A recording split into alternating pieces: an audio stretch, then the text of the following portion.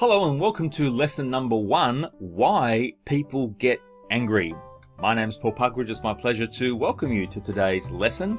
Each of these lessons is going to be short and sharp and sweet, and I hope to add some value to helping you connect and communicate with people better, and also how to overcome other people's anger and aggression in certain situations in person and on the phone. Alright, let's get into today's lesson, which is what makes some people angry.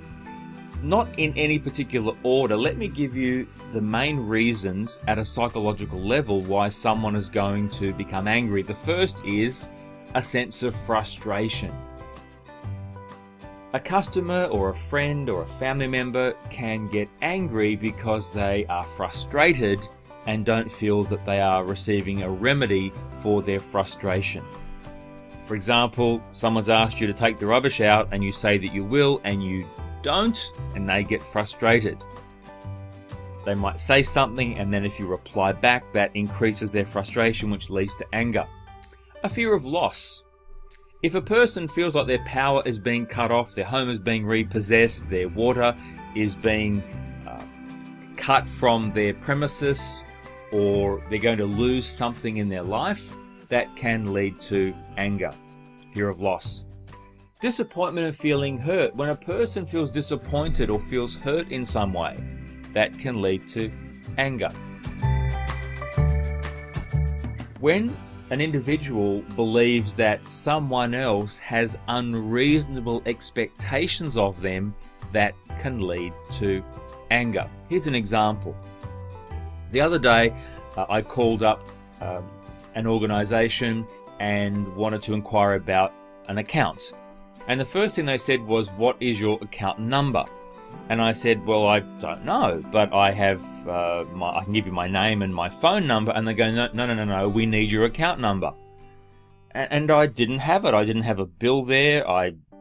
And I just said, "Well, surely you can find me by my name and my phone number, or by address." Now, I believed as a customer that an organization should be able to find me if I give them my name, my address, and my phone number. But clearly this person wasn't happy with that and goes, "Oh, well, I guess we can, but it'll take me some time. We really need an account number." And I said, "I don't have it. Or at least I don't have it right now." I got frustrated because I believed that this was an unreasonable expectation.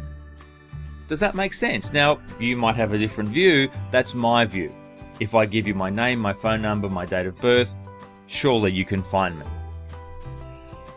A sense of failure. When people feel like they're about to fail, or when people have failed, or if an individual feels like they are a failure, or you've told them they're a failure, that can create frustration, it can create loss, it can make them feel hurt, and that can lead to anger or aggression.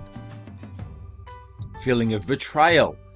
If a customer believes that you've promised them something, or the organization has promised them something and they didn't deliver, that can cause anger. For example, a customer has called a company and said, "Look, I've just received a bill in the mail that says you're about to cut my utilities off. Can I please give you my credit card number right now? I don't want you to do that." And the service agent says, "Sure, fine. What's your number? Here's my credit card. Okay, great. Thank you very much. I'll make sure that's processed." Anyway, 6 hours later, their utilities are cut off. Well, of course they feel betrayed. They feel lost. They feel frustrated. They feel hurt. And they are betrayed because you said that you wouldn't cut their utilities off. Resentment.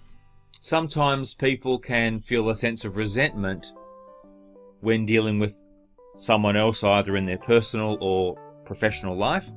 And finally, perfectionism. There are some people who have incredibly high standards of themselves, and they expect that everyone else will live by those same high standards. And unless everything is perfect, it isn't acceptable. And so sometimes people can get very upset frustrated and angry because things aren't perfect. Things aren't done exactly the way they are. For example, what if your company has to go out and do some repairs to a person's property? Now, in the individual's mind, you're going to leave everything exactly the way it was, and you'll do landscaping and so on. And of course, you go out, you make the repairs, you do what is required, but in the customer's mind, it wasn't perfect. And that leads them to feeling frustrated, a sense of loss, and maybe if they don't feel like there is a remedy, they're going to experience some level of anger.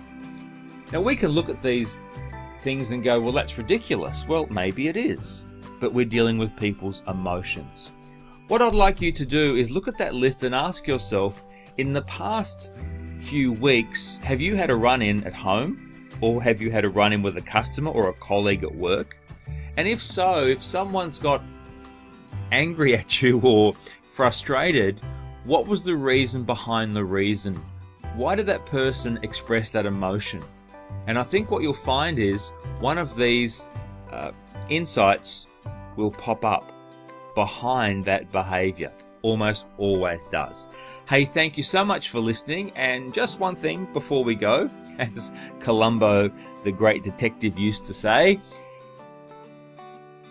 a quote from a cool dude, Lao Tzu, Chinese philosopher and military general: "The best fighter is never angry."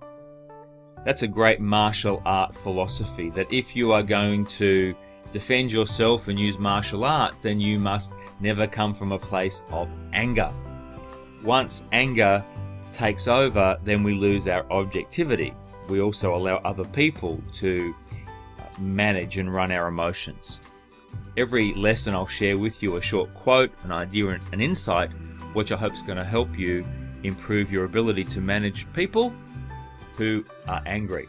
The best fighter is never angry. If you're going to be a warrior, a metaphorical warrior, if you're going to be a master at managing behavior, then it's important that you never allow yourself to get to a point where you are angry. Hey, thanks for listening. That's the end of today's lesson. I look forward to providing a new one in a week's time. Until then, enjoy every success.